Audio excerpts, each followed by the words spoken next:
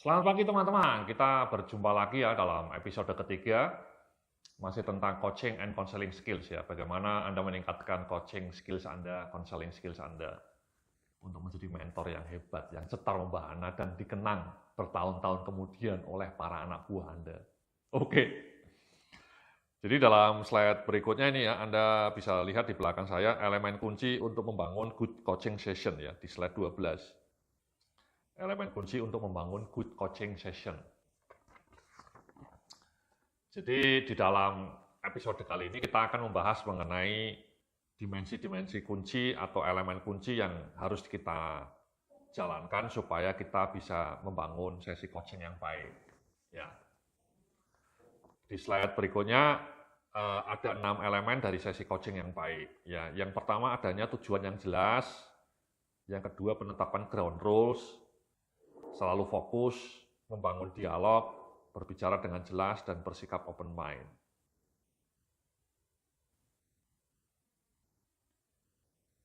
Ya, jadi ada 6 elemen ini ya, teman-teman ya. Anda bisa lihat di slide di layar di belakang saya. Mari kita bahas satu persatu ya, dari elemen coaching yang baik ini. Yang pertama, di halaman 14 ya, elemen dari sesi coaching yang baik itu yang pertama adalah menentukan tujuan ya. Memiliki tujuan yang jelas pada permulaan sesi coaching akan sangat membantu Anda membangun sebuah diskusi yang fokus dan produktif. Ya, jadi tadi seperti yang tadi saya sebut di dalam segmen pertama ya, jadi Anda juga punya tujuan yang jelas ya, tujuannya mau ngapain. Tentu tujuan dari coaching itu selalu fokus pada peningkatan dua hal ya. Yang pertama peningkatan kompetensi anak buah Anda, ya kompetensinya supaya meningkat. Kompetensi itu tidak hanya skill ya, kompetensi itu juga sikap kerja. Ya. Kompetensi itu kan definisinya gabungan dari keterampilan teknis dan juga sikap kerja. KSA istilahnya, knowledge, skill, and attitude. Kompetensi itu sekali lagi terdiri dari tiga singkatan ya, KSA. Knowledge, skill, dan attitude. Jadi pengetahuannya oke, skill-nya oke, sikap kerjanya, working attitude-nya juga oke. Nah, itu namanya kompetensi. Nah, sesi coaching yang baik itu Anda harus meningkatkan tiga-tiganya. Ya. Bagaimana skill anak buah Anda bisa meningkat, bagaimana pengetahuan Anda juga meningkat, anak buah Anda meningkat, dan yang terakhir sikap kerja dia juga makin melambung, makin melejit, biar cetar membahana, oke? Itu tujuan yang pertama, ya kompetensi anak buah Anda meningkat, improve, kata kuncinya sekali lagi continual improvement.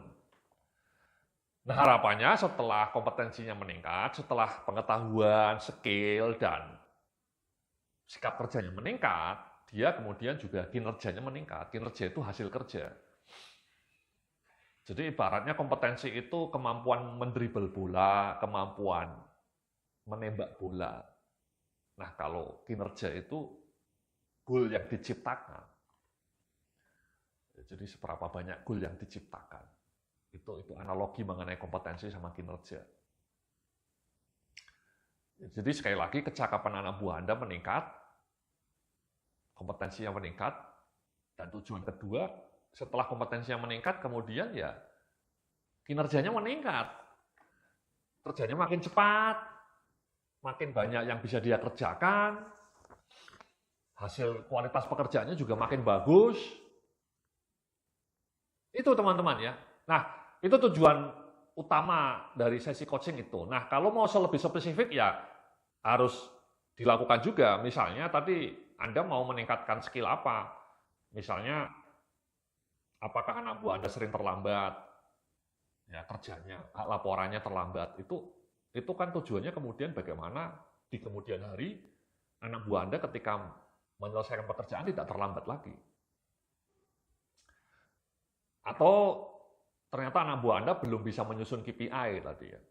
Ya tujuannya jelas. Bagaimana dalam sesi coaching ini saya ngajarin anak buah saya supaya bisa menyusun KPI dengan bagus. Atau contoh berikutnya tadi, anak buah kita belum bisa menyusun digital marketing plan yang bagus, yang komprehensif. Di dalam sesi coaching ya kita tujuannya jelas. Bagaimana supaya nanti anak buah saya bisa menyusun, merumuskan digital marketing plan dengan lengkap, dengan bagus. Jadi coaching itu kombinasi dari learning process, kombinasi dari action planning, kombinasi dari improvement. Ya. Jadi memang coaching session itu menurut saya powerful. Sayang sekali kalau banyak manajer di Indonesia tidak pernah melakukan sesi coaching kepada anak buahnya. Itu sayang sekali. Jadi tadi saya bilang kalau bisa ciptakan habit, ciptakan SOP, ciptakan ritual. Bahwa tiap Jumat sore, setiap atasan wajib melakukan coaching kepada anak buahnya. At least setengah jam gitu ya. Oke. Jadi itu tujuannya jelas. Yang kedua, elemen sesi coaching yang baik adalah menentukan ground rule ya. Setiap sesi coaching yang baik mesti disertai dengan sejumlah aturan main yang jelas. Semisal berapa lama durasi pertemuan, peran yang jelas dari atasan maupun bawahan yang di coach, ataupun aturan mengenai skema tindak lanjut dari sesi coaching. Ya, ini semacam teknis aturannya ya. Kalau bisa ya tadi sesi coaching itu durasinya mungkin per karyawan cukup 15 menit ya. Kalau Anda nggak mau panjang-panjang ya. Tapi kalau misalnya tujuannya cukup kompleks, bagaimana ngajarin anak buah untuk bisa menyusun KPI, bagaimana ngajarin anak buah supaya bisa menyusun digital marketing plan yang bagus, atau bagaimana mengajarin anak buah bikin laporan kinerja yang bagus, yang cantik melalui tampilan slide presentasi yang bagus. Itu mungkin durasinya bisa lebih dari 1 jam. Itu simple ya, kalau durasi bisa fleksibel. Tapi yang lebih penting adalah tindak lanjutnya. Anda kemudian juga harus punya jadwal. Ini sesi pertama dari coaching. Saya ngajarin kamu supaya kamu kalau bikin laporan tidak lagi terlambat. Ini loh action plan atau improvement plan yang harus kamu lakukan. Nah, minggu depan ya dipantau lagi, tindak lanjutnya bagaimana. 2 minggu lagi dilihat. 3 minggu lagi dilihat. Atau saya ajarin ini sekarang sesi coaching menyusun KPI yang bagus. Anda tolong kerjakan. Minggu depan tolong Anda lapor ke saya. Sudah selesai belum KPI-mu? Atau laporanmu. Nah, kemudian kita pantau bersama-sama. Jadi, sesi coaching itu kalau bisa memang berkelanjutan, tidak hanya one time. Makanya tadi saya bilang bahwa kalau bisa Anda punya aturan, punya ritual, tiap Jumat sore melakukan sesi coaching. Tiap minggu, itu kan keren. Jadi Anda sebulan bisa 4 kali coaching kepada anak buah Anda. Jadi, jangan anggap coaching itu bagian dari pekerjaan lain. No, coaching itu bagian inti dari pekerjaan Anda. Justru kalau Anda tidak melakukan coaching itu salah besar menurut saya, karena Anda mengabaikan satu dimensi kunci dari sebuah proses kerja yang excellent. Anda selalu ngelesnya, kerjaan sudah terlalu banyak Pak Yudi, saya sudah nggak ada waktu lagi, no more time. Itu keliru itu. Jadi manajemen waktu Anda buruk, time management Anda harus ubah. Anda harus jadikan coaching itu sebagai sebuah elemen kunci. Tolong ketika Anda bikin weekly schedule atau monthly schedule kerjaan Anda, selalu selipkan slot untuk melakukan coaching. Jadi bilang sama anak buah Anda bahwa Anda selalu Jumat sore, jam 4 sore sampai jam 5 misalnya. Atau Jumat, habis Jumatan jam 2 sampai jam 3, Anda selalu melakukan coaching. Every single week. Itu kan keren. Kalau Anda punya habit itu, Anda lakukan terus-menerus tiap bulan, tiap minggu, sampai setahun, saya yakin, saya jamin itu kinerja tim Anda akan lebih cetar mana. Oke. Ya, jadi jangan cuma weekly meeting. Kalau meeting kan mungkin, oke, fine. Anda mungkin selama ini sudah melakukan weekly meeting, ya fine. Tapi kan weekly meeting itu kadang-kadang hanya membahas target-target saja ya, atau instruksi kerja. Oke, fine. Itu oke, teruskan. Tapi kalau bisa Anda juga selipkan dengan sesi coaching. Sesi coaching itu Anda lebih banyak memasukkan elemen pembelajaran, elemen improvement. Ya, improvement supaya anak buah Anda menjadi lebih kompeten, lebih kinerjanya lebih bagus. Tadi, improvement plan-nya macam-macam.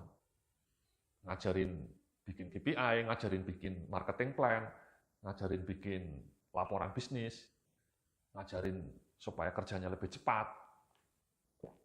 Ada feedback-nya. Dan feedback-nya itu lengkap. Tidak ngawang-ngawang ya, misalnya tolong kamu kerjanya lebih cepat, minggu depan kamu tolong kalau kerja lebih tepat waktu, itu kalimat instruksi yang nggak jelas ya, itu useless ya. Harus di breakdown dong, apa sarannya supaya anak buah Anda lebih tepat waktu, di breakdown dong, lebih jelas, detail, action plan-nya apa.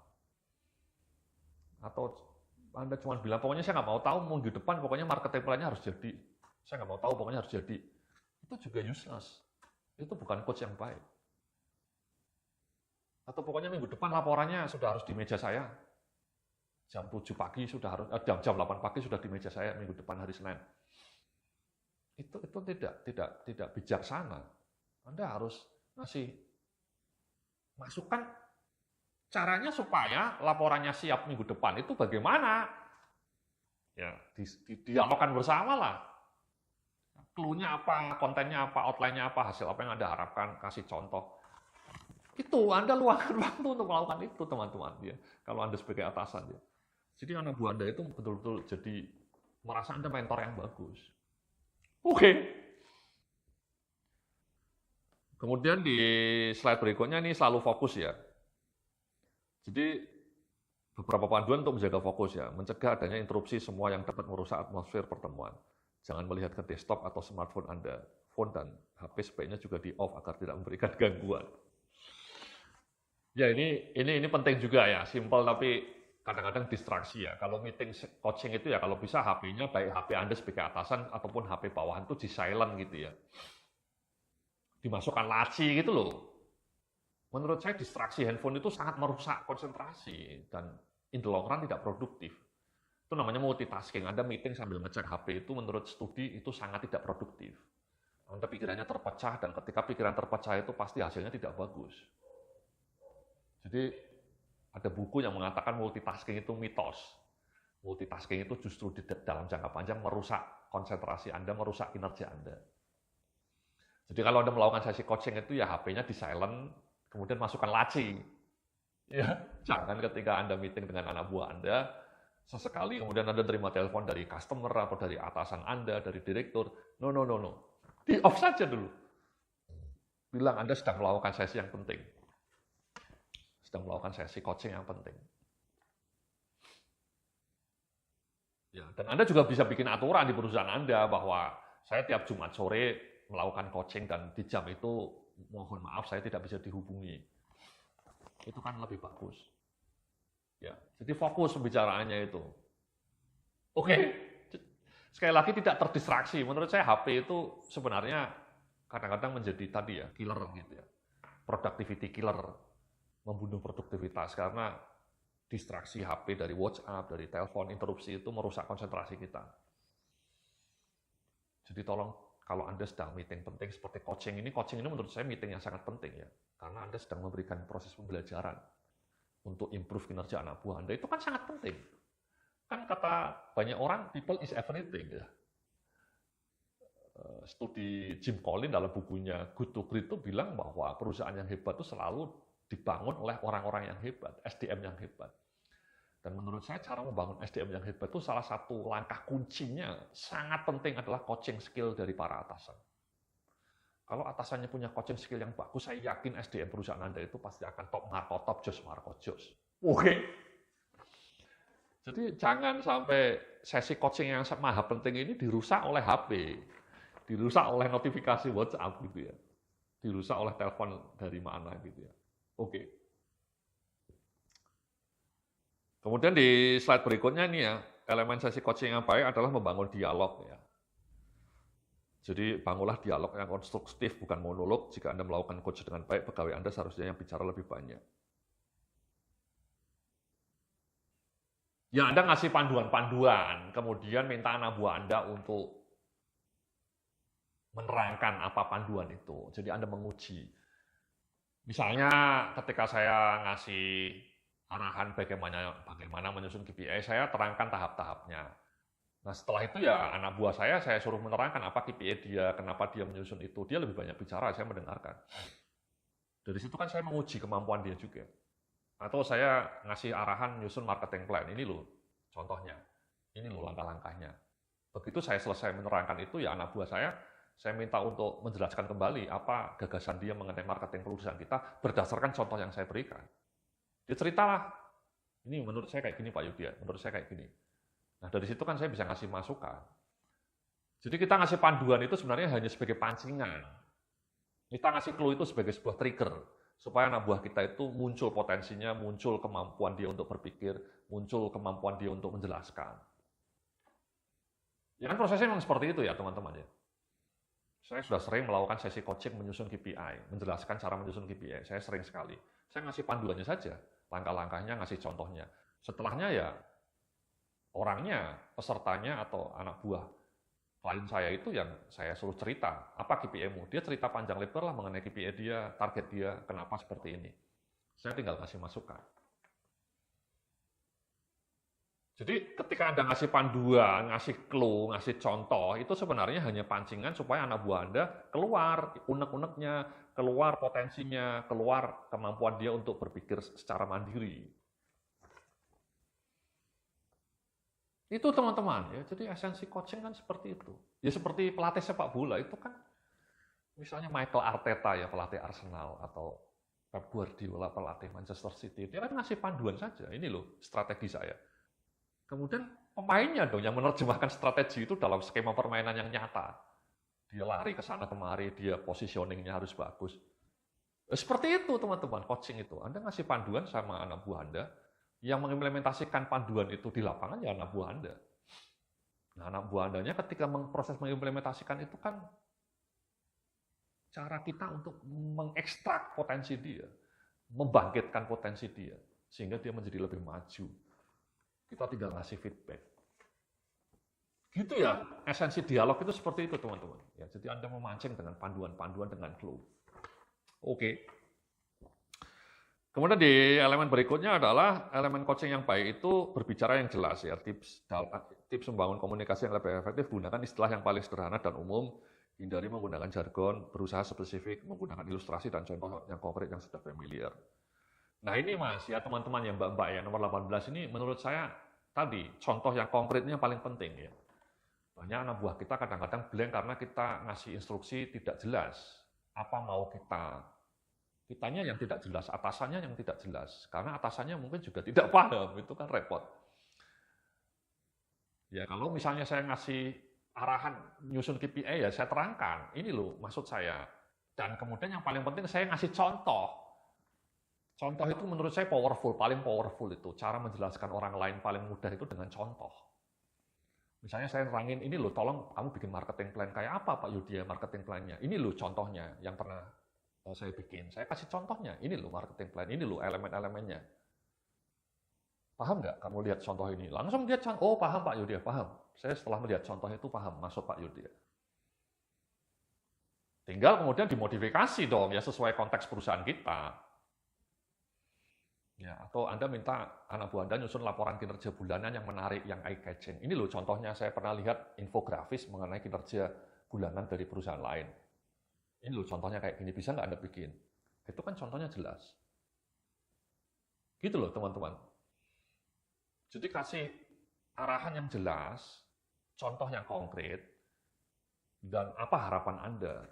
Dengan contoh kan Anda juga bisa ngasih tahu harapan Anda dengan lebih konkret. Misalnya ketika saya ngasih contoh, ini loh KPI yang saya harapkan dari Anda.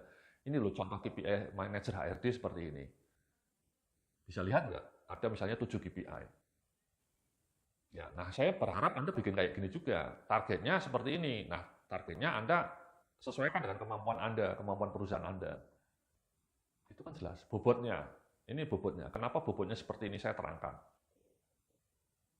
Kemudian mereka ngasih bobot sendiri sesuai dengan persepsi mereka. Nah itu kan jelas Pak, ya, konkret. Jadi ketika ngasih sesi coaching itu menurut saya yang paling powerful, Anda harus siap dengan contoh. Harus siap dengan ilustrasi atau contoh yang sudah ada. Ya. Gitu ya teman-teman ya. Oke. Ya, nah yang terakhir adalah sesi coaching yang terakhir adalah bersifat open mind ya di slide berikutnya di slide 19 ini saya cerita sebuah sesi coaching akan berlangsung dengan baik jika semua pihak bersifat open mind, bersifat terbuka terhadap beragam ide dan masukan guna merumuskan solusi yang paling efektif. Nah ini teman-teman ya, ini open mind. Menurut saya yang open mind atasannya harus open mind dan anak buahnya juga harus open mind. Dan open mind itu akan terjadi kalau kita sudah sejak awal menjelaskan tujuan coaching itu improvement, bukan mencari kesalahan.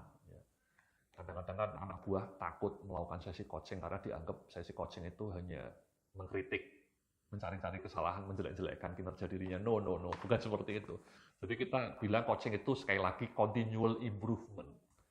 Fokusnya mencari solusi, bukan menyalahkan. Buang itu kata-kata menyalahkan. Kalau kinerja anak buah kita belum sesuai harapan, ya what can be done? Apa solusinya? Apa improvement plan-nya? Itu kunci itu. Nah, ketika kita bicara improvement plan itu kan open mind, mendorong orang open mind. Misalnya tadi anak buah kita terlambat ngasih laporan, kerjanya selalu terlambat. Kemudian kita petakanlah diagnosis kenapa alasannya terlambat. Terlalu banyak kerjaan, time manajemennya buruk, atau mungkin dianya belum mampu. Kita petakan satu persatu. Kalau ternyata masalahnya time management dia kurang rapi ya, manajemen waktunya kurang optimal, ya kita kasih masukan. Ini loh Mas, ini Mbak, manajemen waktu Anda saya lihat belum optimal. Bisa nggak Anda prioritaskan? Contohnya misalnya, langsung saja ya, tiap pagi Anda melis 3 hal paling penting dalam tugas Anda yang harus Anda selesaikan di hari ini. Tolong itu tiap pagi sebelum Anda kerja, Anda sudah tulis 3 hal paling penting yang harus Anda kerjakan di hari ini. Nah, tiap sore kemudian Anda review, apakah 3 pekerjaan itu sudah Anda kerjakan. Itu kan hal sederhana. Itu contoh nyata ngasih masukan mengenai coaching skill, mengenai time management. Itu saya selalu bilang sama anak buah saya, kalau kerjanya terlambat, tolong kamu review. Tiap pagi sebelum Anda kerja, 3 hal penting yang harus Anda lakukan di hari ini apa? Cukup 3 hal saja. Kemudian sore hari jam 5 sebelum pulang, Anda review, apakah 3 hal penting itu sudah Anda kerjakan atau belum. That's it. Kalau Anda rutin melakukan itu, menjadi habit ya, tiap pagi ngecek 3 hal penting, sorenya direview, besoknya seperti itu ulangi, saya yakin kinerja Anda akan lebih setara wahana. Karena itu kiat yang sudah terbukti di luar negeri. Di studi bahwa orang-orang yang melakukan ritual seperti itu, kinerjanya akan lebih bagus. Padahal kan sederhana, teman-teman. Anda cukup jam 8 pagi, ngecek 3 hal penting yang harus Anda kerjakan di hari itu. 3 hal saja, yang paling penting, yang harus Anda kerjakan di hari itu. Kemudian sorenya Anda review, sudah selesai belum? Ya. Ada banyak solusi untuk mengatasi keterlambatan kerja. Anda bisa lihat video saya mengenai productivity. Ya. Di dalam sesi corporate e-learning ini kan paket saya juga ada judulnya namanya productivity, employee productivity. Itu Anda lihat tuh video itu menarik. Cara membuat orang ketika kerja tepat waktu, tidak molor. Cara membuat orang kerjanya on time, kualitasnya bagus. Itu ada di video personal productivity.